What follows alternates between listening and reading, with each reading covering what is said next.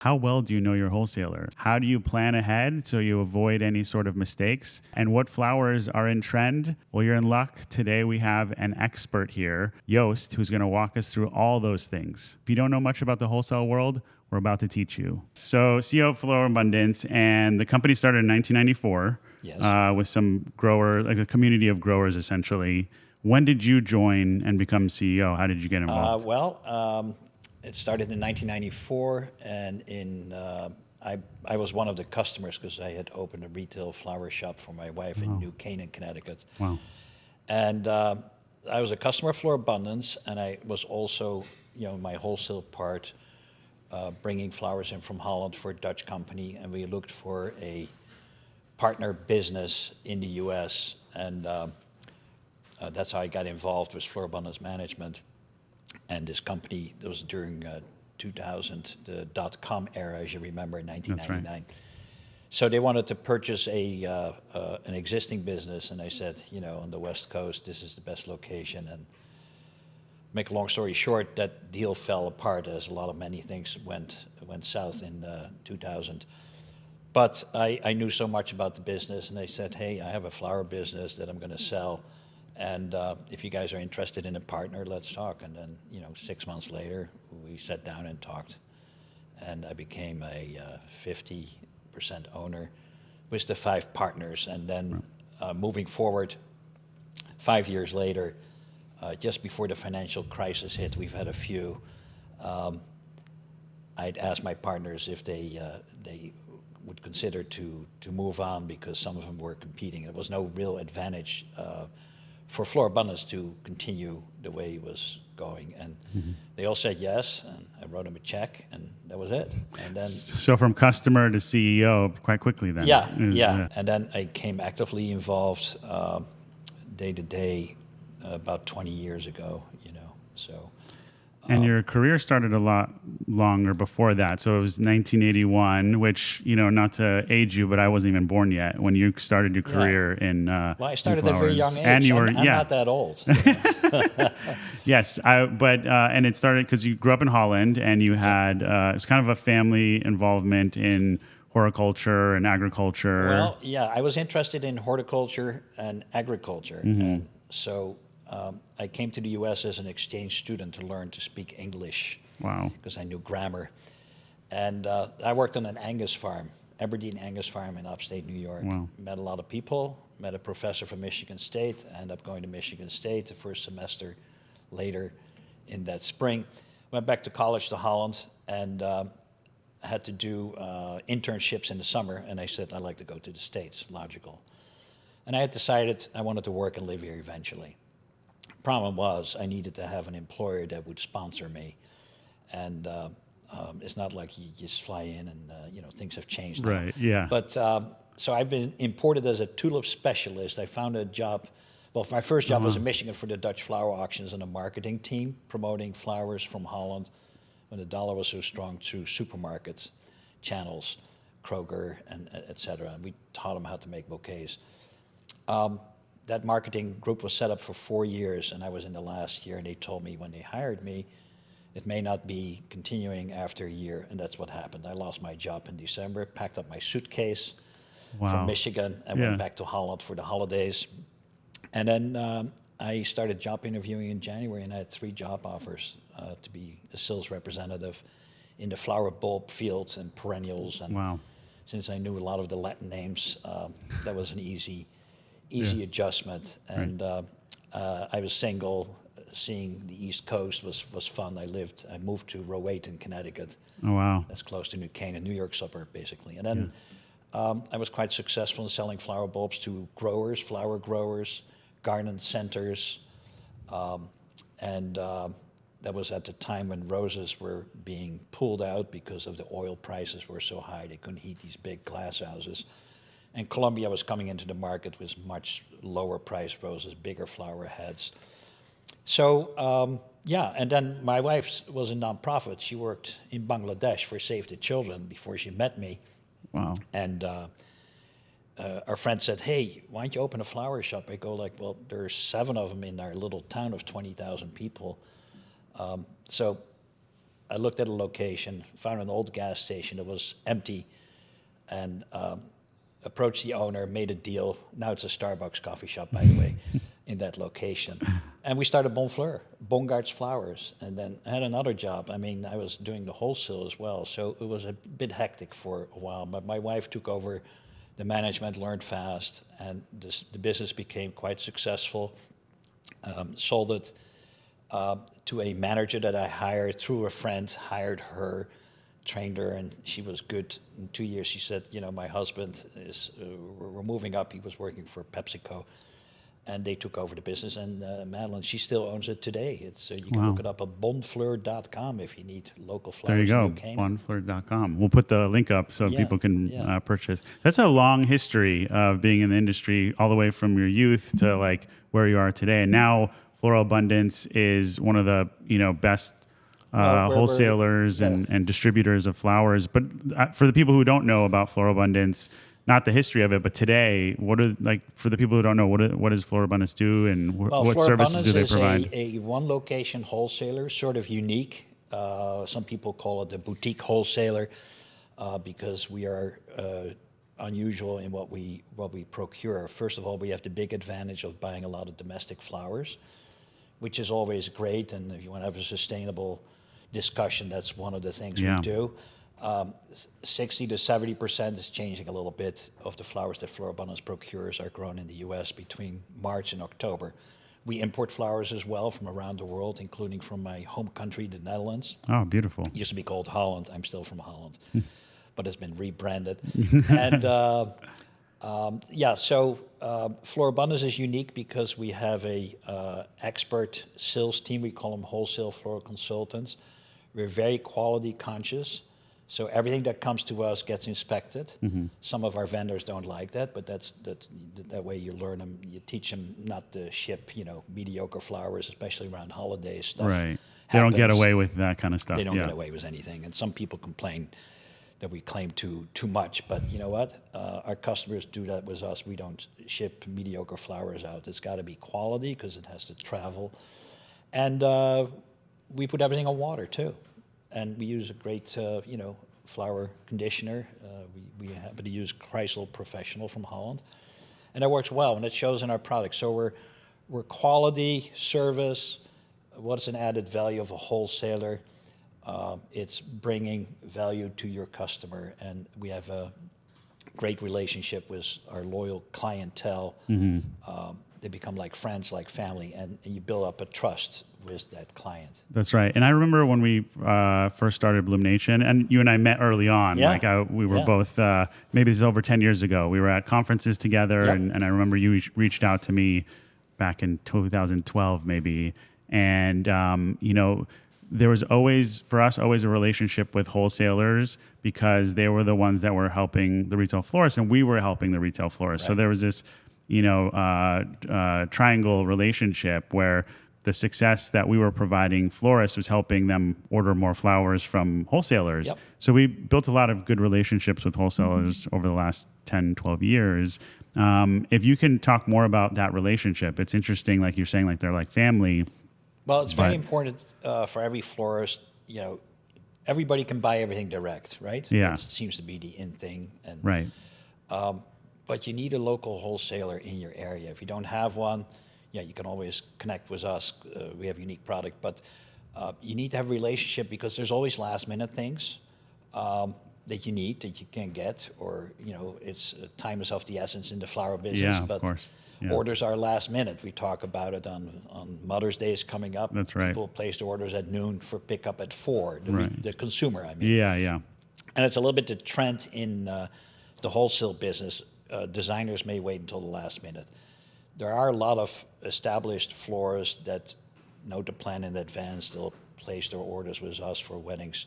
We ask for 3 weeks in advance because we have to gather everything, get it in, make sure it's all right, and there's a lot of logistics involved in our business. It's all about trucking and flying, and sometimes we fly it twice. I hate to say that, but that's what happens in the industry, And speaking of technology, I mean, it's changed so much since the early days, and not only the operational logistics of shipping the flowers and quality assurance, but now just technology of how to order the flowers, how to market Yeah. you as a wholesaler. How do you get your? I mean, this is like one way right now. We're podcasting. That's a new way of getting Yeah. exposure out there. But how you've seen it? You've seen that journey from the early days, pre-technology and post. How has that helped you? Or Well, how? I've always been very keen on technology, and I think Florabundance was one of the first companies out there with a working website where you could actually order online. Wow. Yeah. And that website was, I think, 12 or 13 years old. We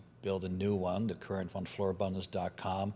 You can see for yourself. You can select. You basically, you have a lot of questions. You can answer a lot of them by looking at the website.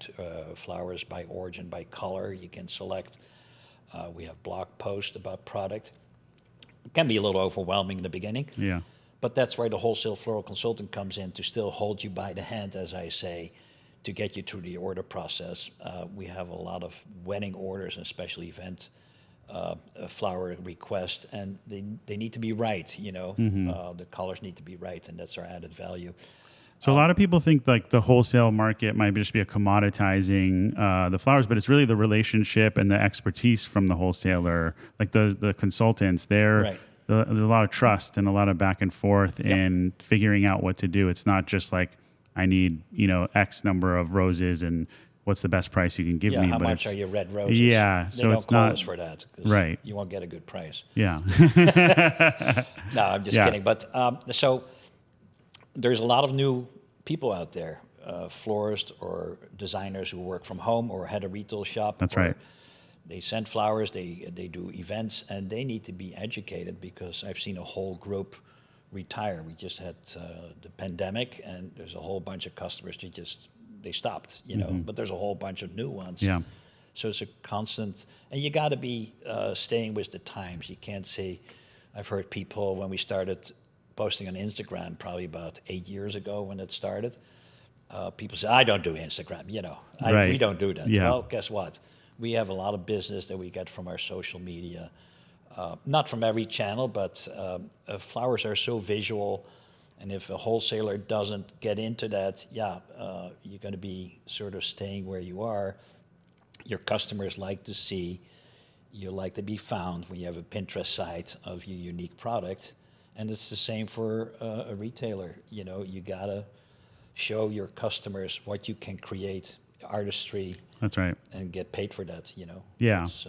And there's there's some of the trends like the idea of having everything locally sourced or sourced from California or sourced from the U.S. I know there's a whole certified American grown. Yeah. How popular is that now? Well, And it's relatively speaking important, but I'm very careful how to phrase this. Local flowers are not necessarily better than flowers from Holland because and then is that because you're from Holland? no, because it's in our fingers, in our veins. Right, yeah, that's Flower right. business, Yeah. whether it's logistics, That's right. cultivation, environmentally friendly methods to grow, but all these wild claims get made, like South American roses, you shouldn't buy them because of pesticides are being used. Well, everything is pretty regulated in our industry. And, for instance, we buy garden roses from Colombia. Quality is fantastic because of the elevation, near the equator. Right. But to get back to your question about the relationship with wholesalers, I think it's very important. We have been a little bit under, shall we say, under siege. And a lot of wholesalers have been picked up by other wholesalers. So we have very large wholesalers with multiple 20, 30 or more locations or 400 or 500 employees. That's a different market where, but that's a big country. We have 350 million, maybe That's right. a few more now, Yeah.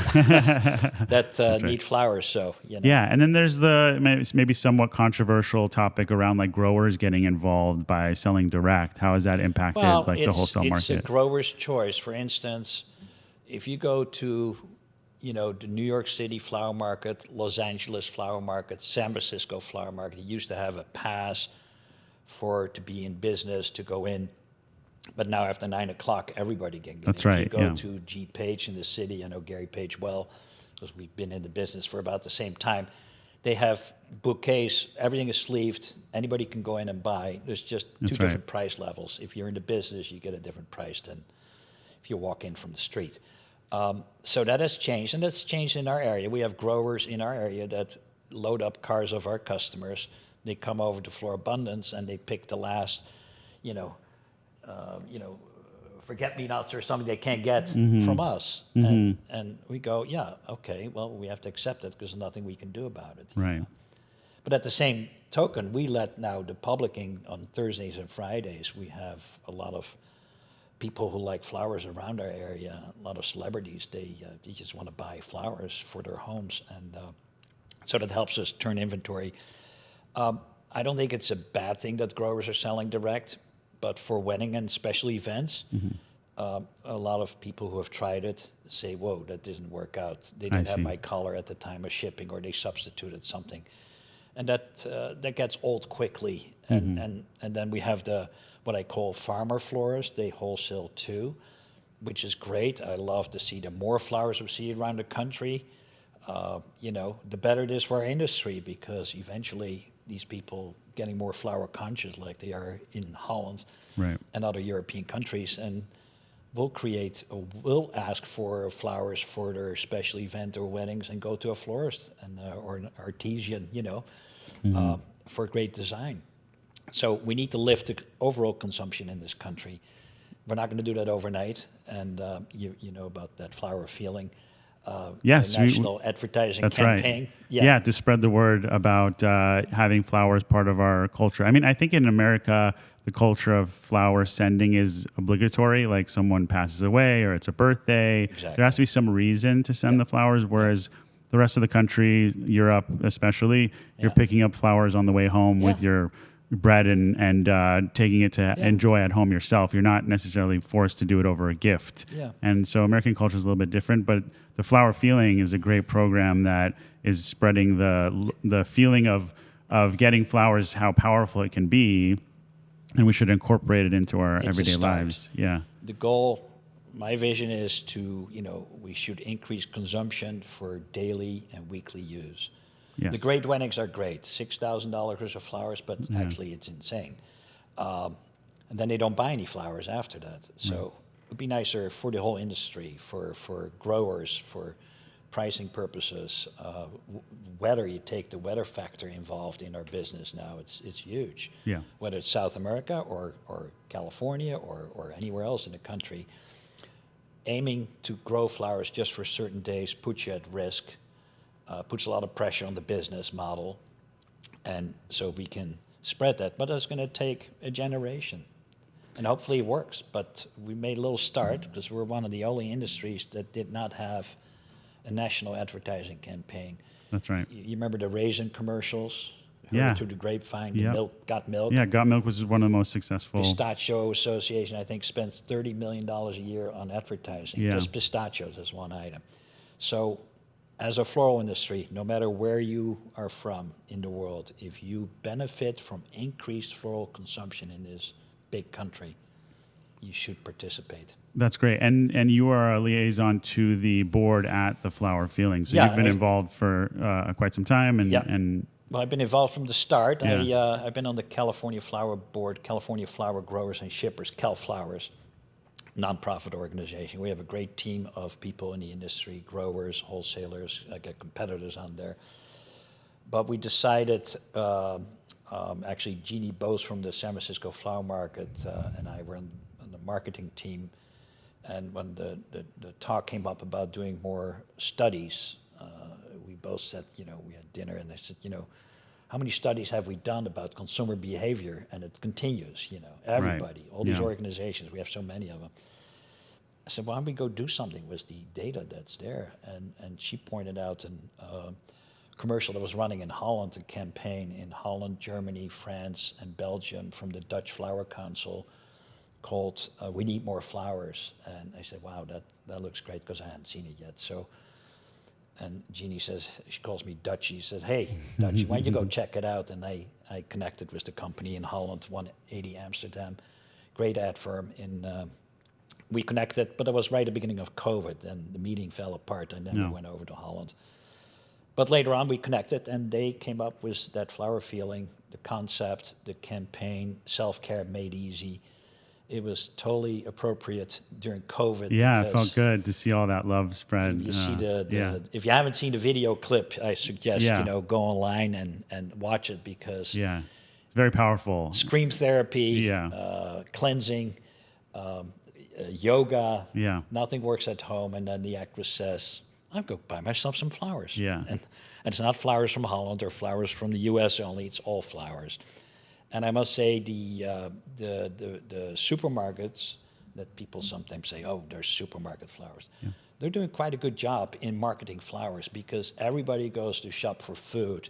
That's And right. it's important to walk by flowers because it changes your mindset. And, you ask somebody on the street, "Do you like flowers?" Then the first thing they say, "What do you mean? Do I like flowers?"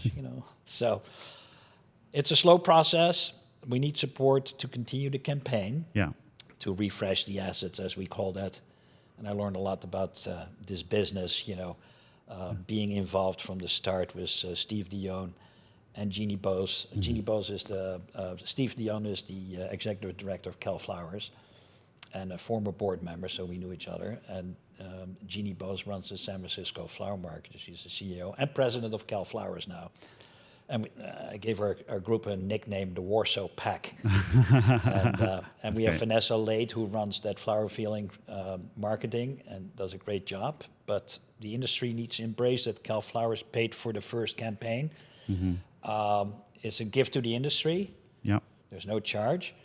But you need to participate. A lot of companies growers are, especially domestic growers, which is interesting. But even florists or designers can participate. Put a Starbucks a week away Yeah. and put that in a fund. You can do automatic payment online. It's very easy, because we need basically $18-20 million a year to do serious advertising in this country for flowers, and you'll see the needle move the other way. That's right. Yeah, it's a rising tide. We all benefit when we get that kind of message out, which is nice. Yep. Like, for example, food delivery. I think companies like Postmates, Uber, Grubhub, all those services started promoting more that you can order food online. It wasn't a habit that people knew you could do, except for maybe pizzerias and Chinese food were kind of like the two delivery. And now they've taught consumers that you can order anything and have it delivered. Too. I think they deliver flowers. Yeah. So there's definitely a benefit to that kind of mass marketing and raising the bar and educating consumers on the good feelings of having flowers. And you were talking about technology. Look what technology has done for the flower industry. Flowers are so visual. People love to look at. We've got beautiful tulips. Yeah, here. we have some beautiful David stuff here in Arlston, the garden studio. roses there. Pinterest. Some florists say, "Oh, I hate Pinterest because they come in with these questions and I can't get the flowers." Well, call us. We will get it for you. Right. It's helped our business tremendously. Marketing, social media, writing relative information about the industry, about what we do, the product knowledge, and people are looking for something different, and that's cool. So, and then what do you think about the industry outlook? Like, are there things that you think that is coming up soon that we should be worried about, or are there I think summer now that summer is coming around? How are the prices? Inflation was a huge issue, and how do you feel about all that? Well, so if I can go to pre-pandemic, 2019, flower sales were okay. Growers were complaining they weren't getting high enough prices. Well, that changed with COVID. Mm-hmm. Then we had, we were always open during COVID because we're agriculture zoned and essential business, which was fine with me. Mm-hmm. But a lot of places around the country had to close, like the New York flower market was closed from March until June.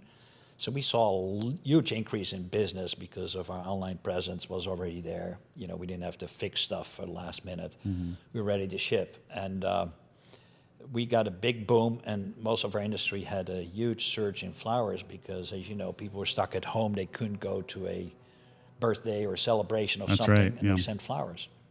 Every TV show had flowers in the background. I don't know if you noticed that. So that's all good because flowers are visual. Then we had 2 crazy top years, I would say, in the business, and then things have calmed down because we couldn't barely handle the amount of orders that were coming Right. in. I've never said to a customer, can you wait a few weeks Right. when you sign up? They were like, what? Yeah. This was in October a couple of years ago. And, but prices increased because everything was expensive. Logistics were a huge challenge, getting it from point A to point B. Airline space was limited. So it drove up a lot of prices. Things have come down, but prices are still higher for growers than what they were in 2019. Do you feel like it's the increase has slowed down or prices have actually come down? Because I think even like inflation today, like when we go to the grocery store, it's not like the prices have come down, but they stopped increasing. So it feels like it's more no, of prices that have come down in a lot of flowers. Okay. But they're higher than they were in. than, and I think the bottom lines for most companies is better than it was in 2018 or 2019. Even though we're in challenging economic times, I think some numbers came out yesterday that the GDP is down to 1.5% or something. Yeah. So that will have an effect. Flowers are pretty recession resistant. They talked about recession. I don't listen too much to all that news because it doesn't do you any good. Bottom line is flowers make you feel good, release dopamine in the brain. That's it's right. an enzyme that makes people feel happy. Yeah. That's why they should be part of everyday life. Yeah. When we, speaking back at the pandemic times, when a lot of the non-essential businesses were shutting down, they were forced to shut down, flower shops still were able to operate online. And so I remember speaking about how, everyone wanted flowers, that they were missing weddings, birthdays. Yep. So a lot of our partners on BloomNation were selling like crazy. They were so successful. Right. It was a sad time for what was happening in the world, but in terms of the flower business, it was booming. Yep. Like people were ordering flowers because they said, hey, sorry, we're not celebrating your birthday, or the canceled weddings that were happening. Yeah, we had canceled weddings. So there was, we saw like our community of florists just getting tons of orders, and then inflation started hitting. So the prices of flowers started rising. But now florists are charging more, but that's because the costs are higher. Yeah. So the average order values have gone up with flowers on. So we've seen kind of like on a grand scale that, we power 3,000 flower shops websites. We see all the changes that are happening, and it's really incredible to see how they persevered through this like crisis where at one point, like flowers it was just shut down, like you said, and there was nothing they can do, but they really got back on their feet, and it seems like everything is going to be okay. So, how do you feel about the future of... Well, first, about the pricing, the key for any business is to do your homework and price things right. Yeah. If you have to pay more, you have to charge more. If you don't, Yeah. you're not going to be in business very long. Some florists were afraid to raise their prices because they said, I don't want to do that to my customer. They're already paying too much. And we would tell them, like, it's you can only do that for so long before it starts hurting yourself. Well, go to Starbucks right now. And I don't go too often, but I sometimes when I'm on the road, $7 for a latte. And you go to Vegas on the 15. You go like, what? Yeah. And fast food markets have increased the price. I don't know what the effect is, but you have to do your homework. You got to buy right, but you got to buy quality. You can't compromise on buying cheap flowers or stuff that doesn't last. For your business, it's so important because you get one chance to do it right. Right. People forget the bad stuff. Even if you send a vase of flowers and one stem dies, for instance, if you have forget-me-nots or somebody has a little weaker sweet peas in an arrangement, they go like, my flowers look bad because one of the stems didn't perform. So it's important to price things right and market your business. People are willing to pay for flowers if they get value. If they don't get added value, then they'll let you know. Do you think that's some of the mistakes that retail florists make, is trying to maybe think about, like, if I don't want to spend as much, maybe I go to another source and get cheaper flowers, and then they get kind of bit by that? It's an educational part. And so being a florist, in Holland, you got to go to a ton of exams in order to open a business in any field. Here in the U.S., we're a little more free in enterprising. You want to start something tomorrow, you rent a building, get a cooler, and you start. Yeah. There's a lot of education online now, and at Florabundance, we used to do, we did for 12 or 13 years, inspirational design days, Florabundance inspirational design days. I would bring in designers from around the country, that were well known or not well known yet, because some of them grew into this. And he would come teach. We invite our customers, and they would pay a fee. They'd come to Santa Barbara in January, in the slow time of the year. We do a whole, 3-day, 4-day hands-on workshop, and that was great. We stopped doing it, of course, with COVID, and I haven't started it up yet because travel is so expensive. Hotels are, average rate in Santa Barbara is $300 a night. And I like to do things well when they're doing well, and I don't want to try something that we've done before, sort of go out on the peak. But I'm trying to figure out what we're going to do in the future.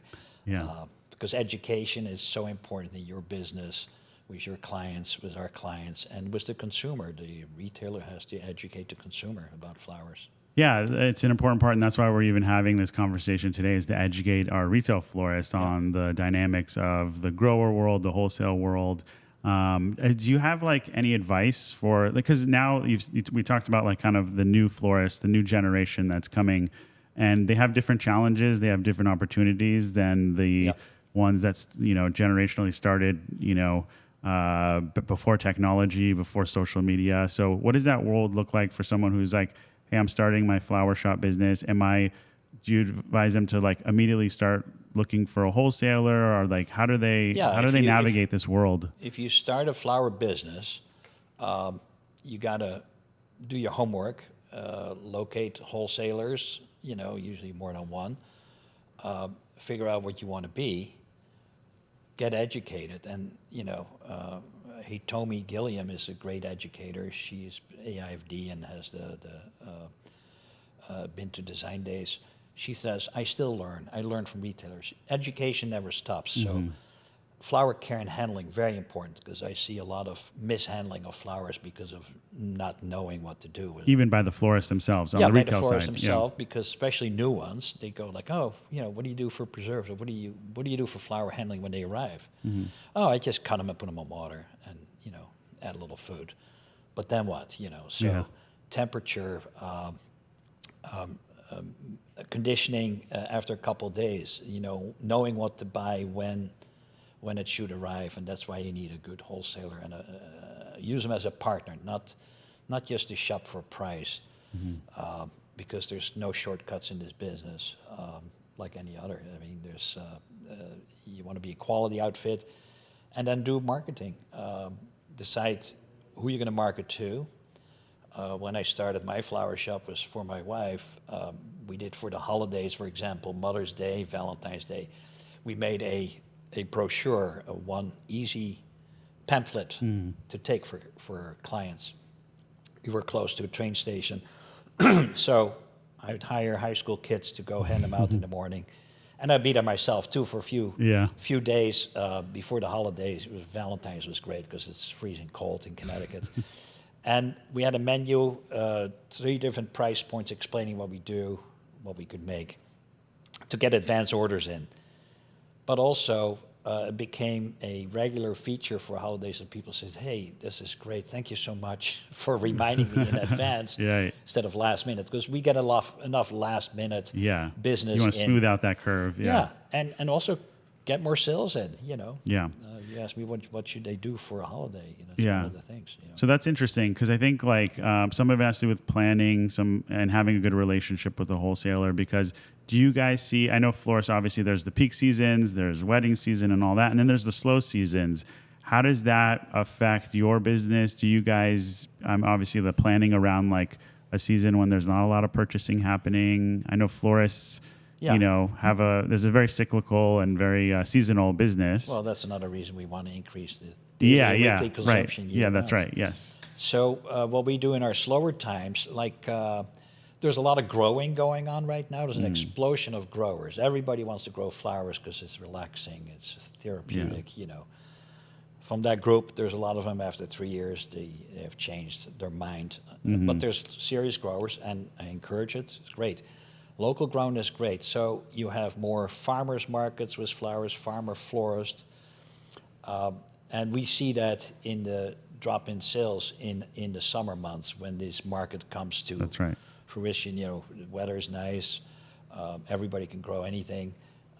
we adjust our purchases to that, but we look for other different things that people don't have, because a typical grower has, field crops. Sunflowers is always one of them. Well, those are the hardest to ship, most expensive to ship, because they carry so much water in the stems. So sweet peas are very local. Dahlias are huge now. We sell dahlia tubers as well because there's such a demand.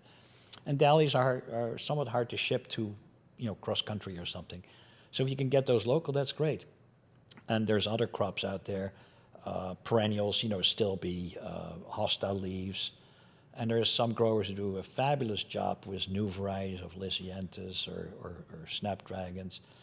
But overall, that's in our slower months, we come up with innovative ideas to increase sales, whether it's do some workshops. In the really slow months, we give our personnel a little breather to get ready for the next season and go over what we can improve on for the next year. But we have a year-round business, and that's also important to understand for the American-grown people, or we have customers that come, I only want to buy American-grown flowers. Well, that's great, but what do you want to buy between, October or early November and March? Because there's not a ton of production, again, because it's a slow season. I said, we have to have imported flowers in order to, to fill the need of the demand of the florist. And have you seen spoilage, has that evolved over time with technology, or just understanding the florists understanding their business better, and spoilage for yourselves as a wholesaler? So, how impactful is that to your business? Well, spoilage, you got to calculate a percentage of your sales into spoilage. You got to price that in. Florists should do the same. I also encourage a florist to find a local cause when you have flowers left over that are not saleable, but you can give them away.